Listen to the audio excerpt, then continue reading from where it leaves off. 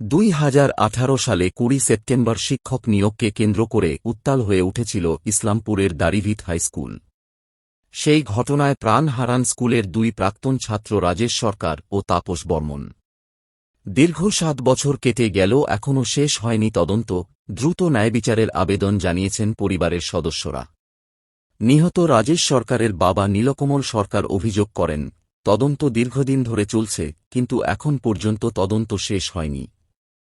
আমরা চাই তদন্ত দ্রুত হোক ও দোষীরা শাস্তি পাক। এই প্রসঙ্গে সাংসদ কার্তিক চন্দ্র পাল অভিযোগ করেন, বলেন, এনআইএ তদন্ত ধীরগতিতে চলছে, রাজ্য সরকার অসহযোগিতা করছে। আমরা চাই এনআইএ তদন্ত দ্রুত শেষ হোক, প্রকৃত যারা দোষী তারা শাস্তি পাক। আজ সেই অভিশপ্ত দিন। কি অন্যায় ছিল রাজেশ তাপসের, বিপ্লবের। তারা বাংলা ভাষা চেয়েছিল, আমরা বাঙালি, আমরা বাংলা ভাষায় কথা বলবো, তারা বাংলা ভাষার শিক্ষক চেয়েছিল। গোটা দাড়িভিট তাই চেয়েছিল, দাড়িভিট স্কুলের জন্য। সেখানে গুলি করে তাদের হত্যা করা হলো। সেই হত্যার বিচার রাজ্য তো করেইনি, এনআইএ তদন্ত হচ্ছে। সেই তদন্তে রাজ্য একদিকে যেমন অসহযোগিতা করছে, তার সাথে এনআইএ তদন্তও খুব ধীরে চলছে। আমরা চাই এই পরিবার দীর্ঘদিন বিচারের আশায় আছে, তারা কিচ্ছু চায়নি। তাদেরকে অনেক লোভ প্রলোভন তাদের পরিবারকে দেওয়া হয়েছে, অনেক কিছুর বিনিময়ে যারা তাতে চেপে যায় সে ব্যবস্থা করা হয়েছে, কিন্তু সেই পরিবার আজও, রাজেশ তাপসের পরিবার, বিপ্লবের পরিবার, সব পরিবার বিচার চায় এবং আমরাও বিচার চাই।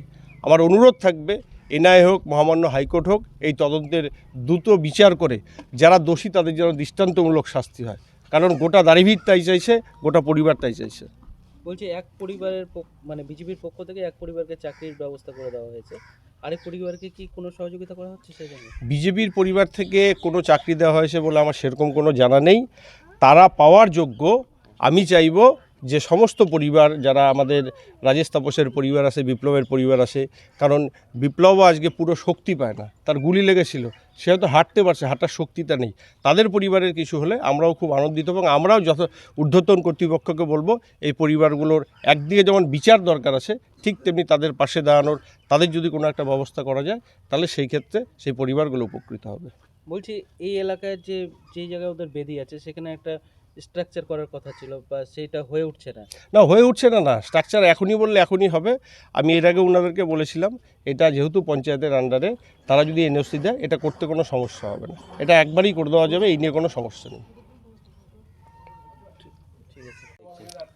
তদন্ত হয়নি সেটা ভুল, তদন্ত হচ্ছে, তদন্ত একটু ধীরে হচ্ছে।